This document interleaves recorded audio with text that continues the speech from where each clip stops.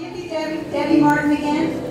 She's going to do her original tune, Pray and Believe, and we're going to do some background vocals for her.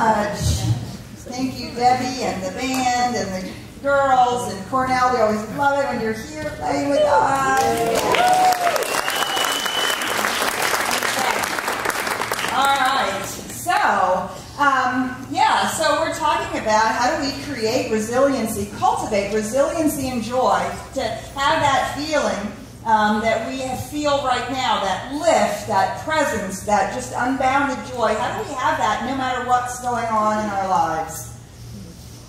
Yeah, you have those days, right? That no matter what day. I have to tell you, I had a few of those no matter what days just recently. I've been working Wednesday, Thursday, Friday, and Saturday have all been 12 to 14-hour days. Working on a project, and so many of you know that I've been involved with Angie Dutton on the interview. We've been doing that with the co-hosts Tracy Brown and Rashad Garrett and Rebecca Wynn. We have an online radio show, and we've been working on this for a while. We've been thinking about changing the platform and the format and going to a daily, once an hour a day kind of thing. And oh, by the way, soon it's going to be up and you're going to be able to send in questions. Like we do the Stump the Minister here, the Q&A, you're going to be able to send in questions to me that I'll be handling in one of the shows on the air, so you should think about that. Send me things about science of mind or spirituality or practical living, conscious living that you want to have me talk about. So we've been working on this. We've been moving studios, and we've been kind of thinking about, well, what are we going to do with all of this? And we found this fabulous platform and this whole new idea that this great place we're going to do our show. The only problem is that we're actually not going to just do a show, we're going to do a network, an online radio network. Yeah. So we were having some conversations, and we were needing somebody to come do advertising for us, and these conversations were growing between us, and we got this idea we're going to start Spiritual Living Radio Network. Yes, as an outlet for Centers for Spiritual Living, as well as all these sort of associated teachers and speakers and musicians that are in alignment with it. And so this idea had been growing between us, and this gentleman talked to us about, well, he might be interested in advertising, doing advertising and sales for us, but he was like, yeah, you only have one show. It's really hard to do. I don't know whether I really want to do that, but we'll talk. And so we actually got on the phone with him one day, and we were talking about it, and he was like, well, here's my background, and he's got, 20 years in radio and 20 years in IP and technology and, I don't know, all that stuff that I don't understand, let alone can say all the words for. And he said, yeah, but you only have a single show. It's really hard to sell for just a single show. Do you have anything else going on? Like, what are you doing? And Angie and I went, funny you should ask that question. Well, we've been talking about this new platform, blah, blah, blah, long story short, Spiritual Living Radio Network. Well, you could have heard a pin drop in the room. It became totally silent on the phone. And he said, are you serious? Yes, actually we are. Really? He said, so he was visioning with his minister the night before we had this phone call. The night before we had this phone call, he was visioning with his minister, who, unbeknownst to us, was the minister of the Baltimore Center for Spiritual Living. He was visioning with his minister because his current job is coming to a close. He's doing, outsourced data storage. Well, now with the cloud and everything, it's getting obsolete. It's just so he's winding his business down, wondering what he was going to do, wanting to marry all this technology with radio, thinking about getting back into it, and what should come up in their visioning the day before we talked? Spiritual Living Radio Network. Those exact words. Wow. So we've had a couple phone conversations. It was clear that we wanted to get together, and I thought, sure, let's just start a major new project 3 weeks before I go to town for sabbatical. Why not? Okay, that sounds like fun.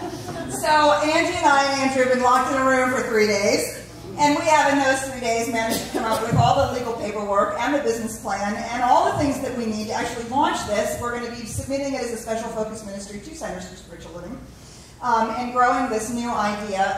And then I'm going to leave.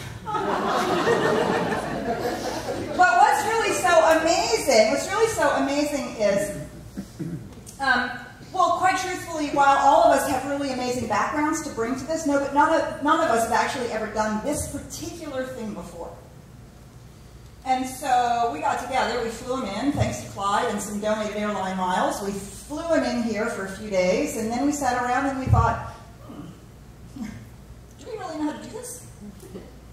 And how much of this can we actually get done in 3 days? And let me tell you, they were long days. And while I like Angie a lot, lots of time to spend together. Plus, this was a man that we've had 2 phone calls with. So we didn't really know him from Adam, did we? So, do you see, these are the kinds of times and places where we're set up, we can set ourselves up for, we've got another long day. I just don't know how this is going to work. How are we going to get this all done? This is just impossible. Like, what were you thinking? You're going to do this and then you're going to leave on sabbatical? Are you insane? You're going to put all of this together in 3 days? You see how easily and effortlessly we just turn our dream off when we do that. And we collect evidence from the past about why that's true, and we deflate ourselves. Cultivating joy and cultivating resilience, no matter what, is being able to walk through those kinds of times and not continually, obsessively move into those places about why it won't work, how it can't work. I don't believe actually ever once did we say, this isn't going to work. I don't believe ever once we actually said, this is way too many hours. We just kept working on it. That's called resilience. Having the resilience to move through whatever we're confronting. Whether it's the creation of something new, or whether it's moving through something that feels like it's falling apart, or hasn't been working, or that thing that we've been sort of dragging around now for a while, that baggage that we've got chained to our ankle or perhaps even to our throat that we keep talking about. How do we grow and cultivate resilience, not only when we're moving towards a dream and it's requiring a lot of us, but also when we are finding ourselves in those kinds of times when it's challenging. Now, we've been working with this fabulous book, The Gift of Imperfection, and in these sections that we're covering today, she talks about the way in which we become resilient. And she starts out with talking about two particular ideas. The first one is entitlement, and the second one is agency. Now, these are very different. Entitlement is what many of us think our children feel. They are entitled to their allowance, whether they've done their chores or not. They are entitled to the iPad, and the iPod, and the iPhone, and the iCar, whatever it is, they are so entitled to it. Oh, and the iShoes, and right, they are just entitled to it. And yeah, and some of us also then we come into the science of mind, and we can misunderstand our philosophy, and we can really develop a sense of entitlement. Entitlement is I should have it, well, because I want it. It's like, I should have it because I want it. And what happens if I don't get it? What does your teenager do when they don't get the thing that they're entitled to? Mm-hmm. Yes, I'm guessing that occasionally we recognize that we do that ourselves. We have a little hissy fit, we throw a little tantrum, and then what happens? We become disappointed and we give up. We give up. When we walk around in life with a sense of entitlement, it's so easy to find the disappointments become overwhelming, and we give up. Agency, on the other hand, is something very different. Agency is, I can do it. Okay, for those of you who don't recognize the reference, who is she? Rosie the Riveter. Yes, we won't ask those of you who actually know her. We won't allow you to reveal your age. But I can do it is very different than I should have it simply because I want it. Now, wanting something and having the desire for something is clearly the impulse of Spirit expressing through us. It is that desire to express, to grow, to become, to start a business, to have a relationship, to move on from some past experience. Yeah, but there's a little more to it than just wanting it. As Debbie so beautifully sung in her song, pray, believe, release, and move your feet. That's a whole lot more steps than just I want it. And therefore I should have it because I want it. So in her research, she's been doing this, research we've been talking about all month about wholehearted living, people who would live wholeheartedly. And she was really capturing this notion of resilience. Wholehearted people who are wholehearted and living in that way are very resilient to the ups and downs, the ins and outs of life, because they are clearly going to happen. And so, what is the cornerstone of resilience? Well, in Brene Brown's research, the cornerstone of resilience, spirituality. The cornerstone. The single most important thing. Now, in the people that were the wholehearted living people that really evidenced this resilience, she had people who, were growing and living and had been forever in very traditional churches with God or Allah or the Buddha. She had people who felt themselves to be very religious or very spiritual, but they left their childhood or their traditional religion. She had people who were spiritual but not religious at all, didn't want to have anything to do with organized religion. And she had people who claimed to be very spiritual who had no name for that spirituality, no sense of God. So do you see in the entire spectrum, spirituality isn't about religion, and it isn't about who you say you believe in or what you call God. But there is a profound piece of our spirituality that really gives us that resilience, that ability to bounce back from challenging times, and that ability to move forward when a whole lot is being asked of us by our dream, by the thing that we're trying to unfold in our lives. When a whole lot is being asked from us, and it feels a little overwhelming, perhaps. Spirituality is at the cornerstone of that, is at the heart of that.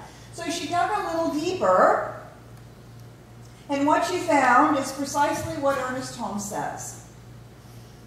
This spirituality that gives us balance, that gives us resilience, is a recognition that there is a power for good in the universe. That there is a power greater than we are. That when we say, I can, we're not saying the little I, the egoic I, is going to make something happen. I'm going to make it happen. I'm going to beat it into submission. Yeah, well, I have felt that way in my life. Okay, maybe you don't resonate with that, but I surely felt that way in my life. Right? Right, and that's really exhausting and actually not very resilient at all, because we exhaust ourselves and then we do what? We give up.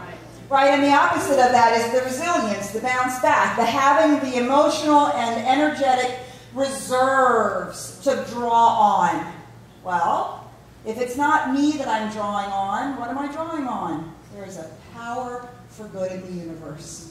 Whatever we want to call that, some sense of being part of something larger, being part of something greater, and to really get a hold of that and to live that idea, to live with it in such a way that we are able to move, to pray, believe, right? That's knowing that there's a power greater than we are, using it in our lives, and then move our feet to step out in that trust and faith. And so there's a power for good in the universe, but Ernest Holmes doesn't just stop there. What does he say at the end? And I can use it. So it's not just knowing that there's a power for good in the universe. That's not enough. It is the I can do it, but it's the recognition that it's not the I in the terms of the little I, the egoic I that has to try to figure it out and make it happen, but I can do it. The I that I am can use the creative process, can use this power for good that is available in the universe, and can actually use it for whatever it is that we're facing.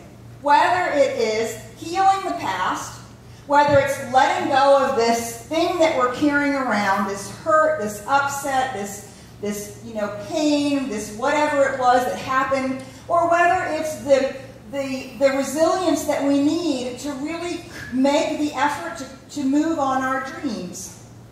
When we know that we're tapped into this power greater than we are, when we're tapped into it and we can use it, then we are living as agents of life.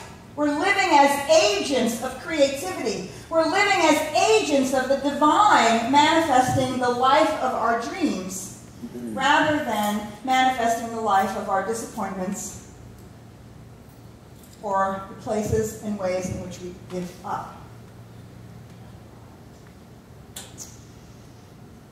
So this lovely resilience that she's talking about, she goes on to talk about this. When we have spirituality, when we know that there's a power for good in the universe that is greater than we are, that we can use, what it creates in our life, hope. Hope. The absolute antithesis to resilience is a sense of powerlessness, which automatically means we feel hopeless. Right? We're powerless to do anything. We're powerless to change the situation. We're powerless to feel any differently about it. We're powerless because of what happened, and we are stuck. And in that place, there is no hope. And that is actually what causes us to give up. Now, she says this really amazing thing. I had to read this a couple of times. I really had to spend some time with it. She said she was astonished to discover that hope is not an emotion. Hope is not an emotion.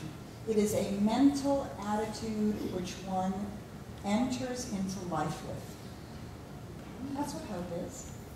A mental attitude that we enter into life with. And we can have a hopeful mental attitude because we believe that there is a power for good in the universe that is greater than we are and that we can use.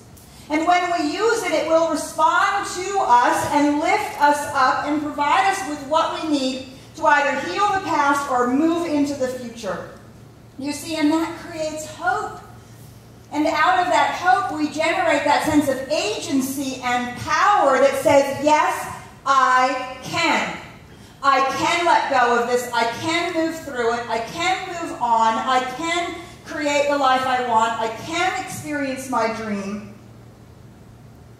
That comes out of that deep understanding that we live and move and have our being in this divine presence and power. Hope comes from the idea that I know where I want to go. I know how to get there.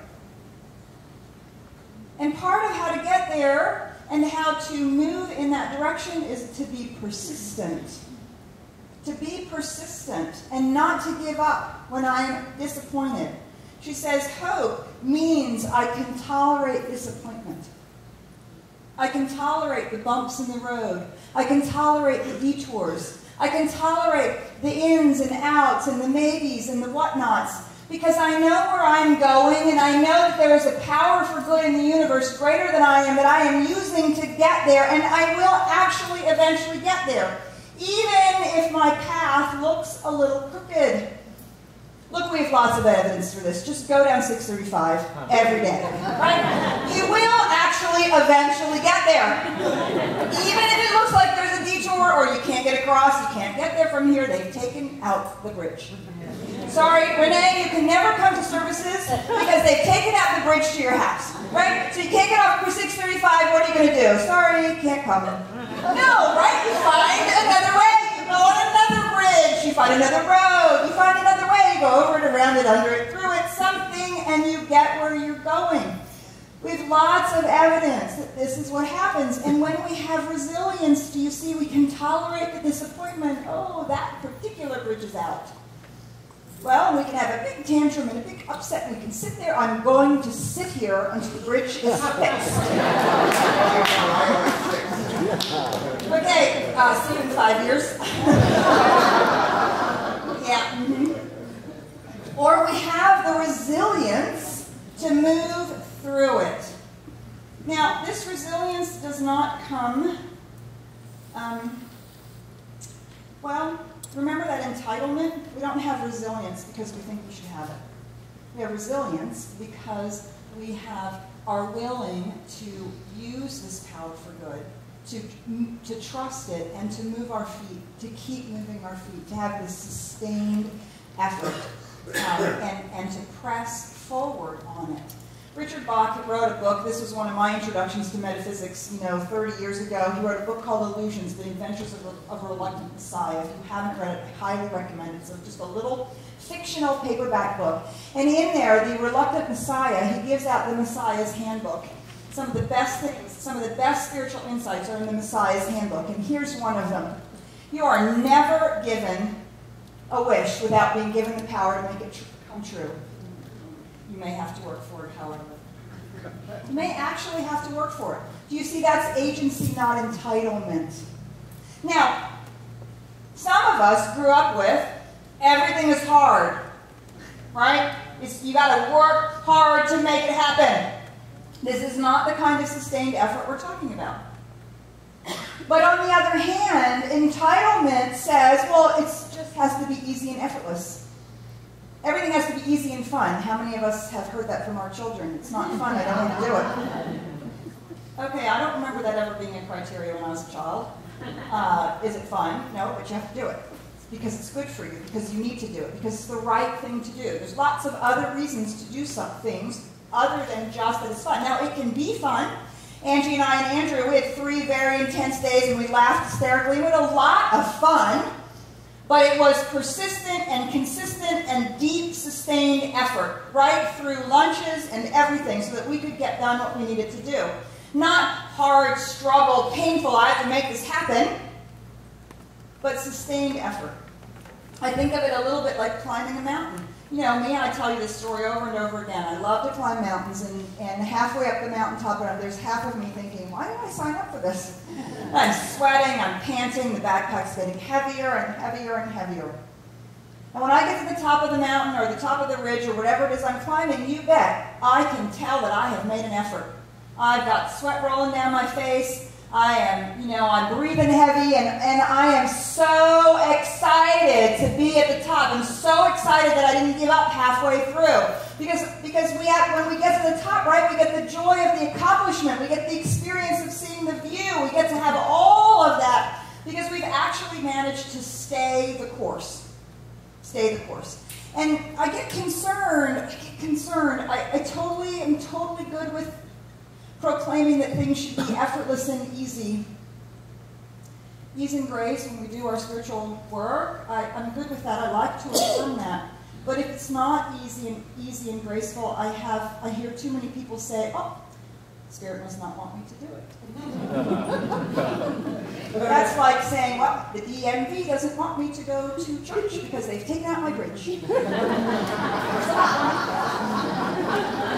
I think the construction department has a better idea for me. I think I'll just stay home. Do you see? So we have to work a little harder to figure out how to get there. Not like effort, like in struggle, like in painful hard, but effort, like is in sustained effort. That's agency. That's practicing our agency and knowing that we can do it. Now, why do we not do it? Well, the opposite of this feeling of resilience and this feeling of, that I can do it is this hopelessness and powerlessness. And that comes from what we've been talking about the last couple of weeks. It comes from the belief that we can't do it. And the reason we think we can't do it, well, is because we feel like we're flawed. Right? We're not good enough. I can't do that. I don't know how to do that. Oh, it's never worked out for me before. No, they don't really mean me. I can't do that.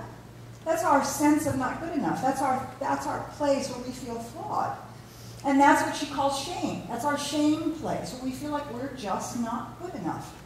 And so every time we're confronted with something in our lives that calls for resiliency, it calls for the I can do attitude, and we don't do it, and we get disappointed, and we give up. You know what we do? What do? You go shopping, don't you? Yeah, I know. Or you go to Starbucks. That's what I do. I go to Starbucks. We do what she calls numbing. We numb ourselves out. Anything that we do to avoid pain, fear, or our own vulnerability is called the things that we do numbing. Now, we think of that as addictions, right? We numb ourselves with alcohol and sex and shopping and the things that we're addicted to. But it might be a little bit beyond that. She says this: I spent most of my life trying to outrun vulnerability and uncertainty. I wasn't raised with the skills and emotional practice needed to lean into my own discomfort, which means either struggling with the pain that I have to let go of, or this sustained effort that I have to do. So over time, I basically became the take the edge off aholic. Should I say that again? Yeah. The take the edge off aholic. So not an alcoholic, not a shopaholic, not a gambleaholic, not a drugaholic, just the take the edge off life aholic.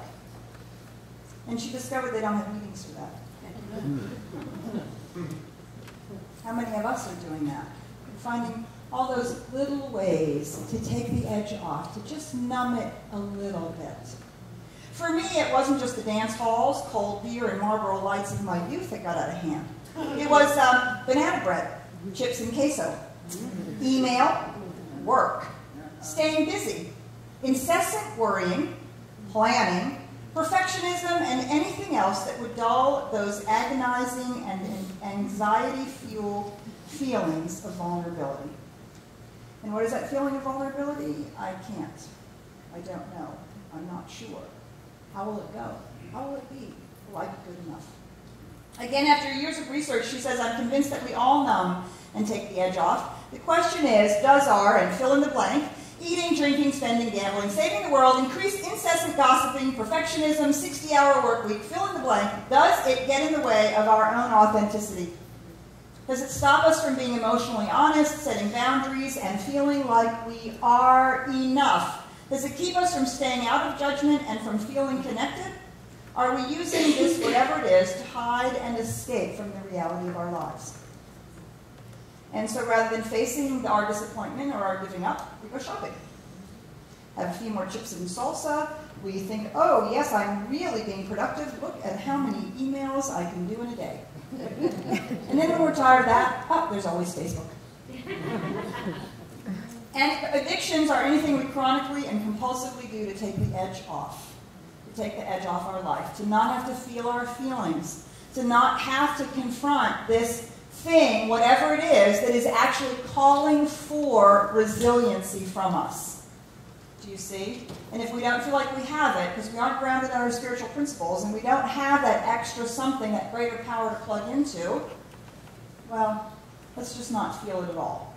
The problem is, there's a big problem with this. There's a big, major problem with this. And that is that you can't just numb the negative. Can't. Can't just numb the negative. You don't want to feel your feelings? You don't feel any of them. You want to go numbing out. The problem is you can't just pick and choose. She writes this. First of all, this is really interesting. She says this, joy is as thorny and sharp as any of the dark emotions. To love someone fiercely. To believe in something with your whole heart. To go for something in 3 days, this major thing, and then to just say, yes, we're going to do this. To believe in something with your whole heart. To celebrate a fleeting moment in time, knowing it will pass. To fully engage in a life that doesn't come with guarantees. There are risks. These are risks that involve vulnerability and sometimes pain. When we lose our tolerance for discomfort, we lose joy. In fact, addiction research shows us that an intensely positive experience is as likely to cause relapse as an intensely painful one. So we can't make a list of all the bad emotions and say, I'm going to numb these, and then make a list of all the positive emotions and say, I'm going to fully engage in these. You can imagine the vicious cycle this creates. I don't experience much joy, so I have no reservoir to draw on, so I have no resilience when the hard times come up, so now I'm going to numb those. Well, now the next time that I have a hard thing, well, I have no reserve of joy because I can't be experiencing my joy, so now I have to numb it out again, and again, and again. So we have to begin to be paying attention to this insidious thing that we do to keep ourselves from feeling our own vulnerability and discomfort, which is the very thing that calls us to our greater resilience. Right? We're uncomfortable about something. We either have to let go of something, or we have to move through something, or we have to move to something. All of which have the possibility of disappointment and pain and challenge and vulnerability. Oh my God, what if it doesn't work? And yet when we know the truth of who we are, when we know the truth of our being, when we are plugged into the power greater than we are, then we have this deep resilience. And that resilience brings joy and gratitude. Joy and gratitude for our lives, for the possibilities, for the learnings of the thing we're letting go of, for the possibilities of what's coming into the future. This joy and gratitude comes from knowing we have the power to move in our lives. We have the agency, the power to say, yes, I can. To be who we are and do what we came here to do. This gives us the hope that we can be who we are and that we can do what we came here to do. You see, joy and gratitude are made possible by the power and hope that we experience when we know the truth of who we are, when we are deeply embedded in the power greater than we are, that we use for good in our lives.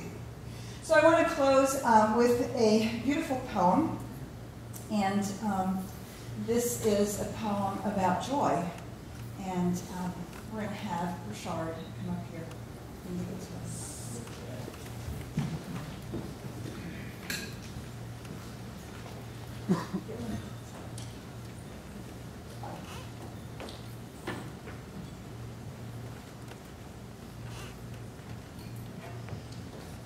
Hello.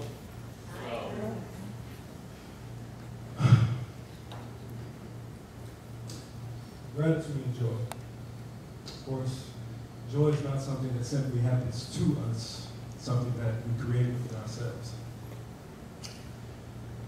And I've come to term joy as pure joy. And I describe that as when every dimension of my mind is aligned with the realization that our true nature is that of the divine, I begin to feel the sensation of love flowing up and down my spine with absolutely no sense of space nor time. And within that moment is this moment, which is the only moment I'm evolving, revolving within my vortex, co-creating pure joy. Whenever I tend to approach life from the standpoint of how can I be of service, yet am higher selfish enough to realize my life's highest purpose by delving deeply beneath my surface, I emanate pure joy.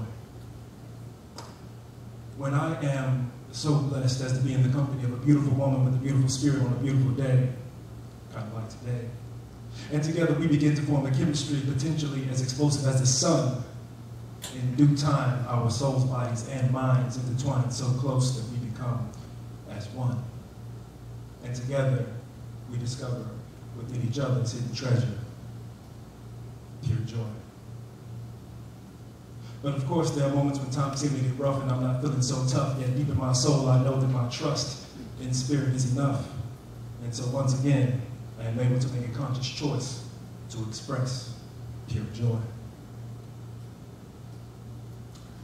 Years ago, against my mother's hopes, I ran the streets and sold dope, and in order to cope with the constant, contentious, unconscious, and senseless conflicts around those corners, as well as the general lack of peace in the streets, well, I chose to pack a piece within reach, usually someplace around my waist, just in case.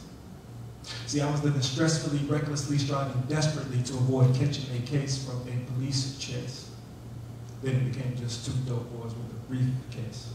See, in order to increase rates of profit, me and my close road dog Rob began traveling to other towns, trafficking. My life was unraveling at such a rapid pace. Then I come back home, and though a few words were spoken, I could see that my mother's heart was so close to being broken by the look of worry, hurt, and disappointment written upon her face. It's been quite a journey from then to now, and though I am now billions and trillions of light years from being back in that place, what I most recall beyond all my potential pitfalls and close calls is my mother's resolve and amazing grace. See, regardless of which routes I chose to take, my mother never once withheld from me the love from her heart's warm embrace, and the thought of that unconditional love and support always opens up a space within my heart to be forever filled with pure joy.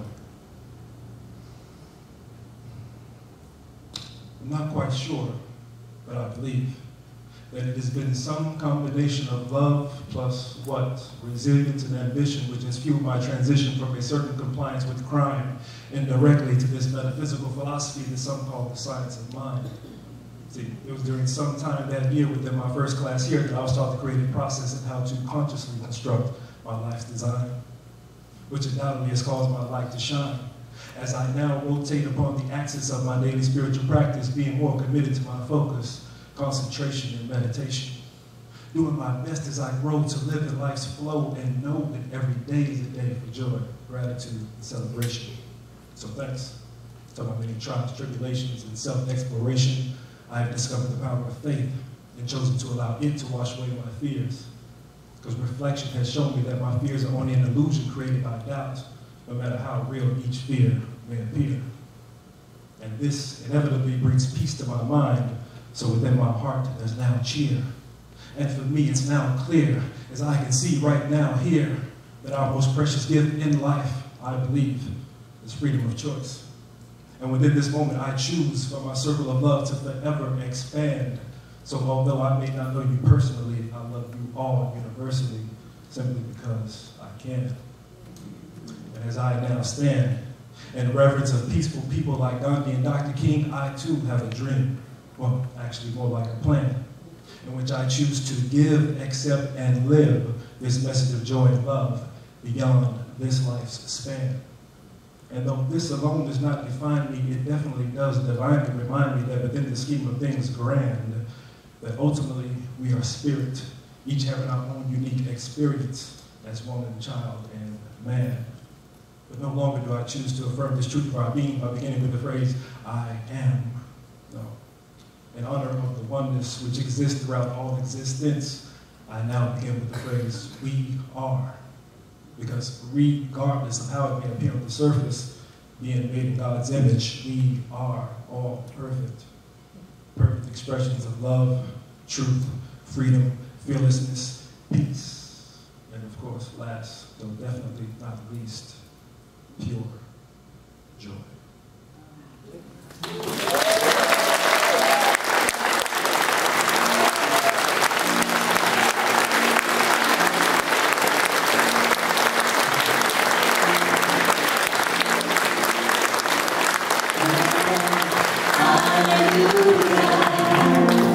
I hear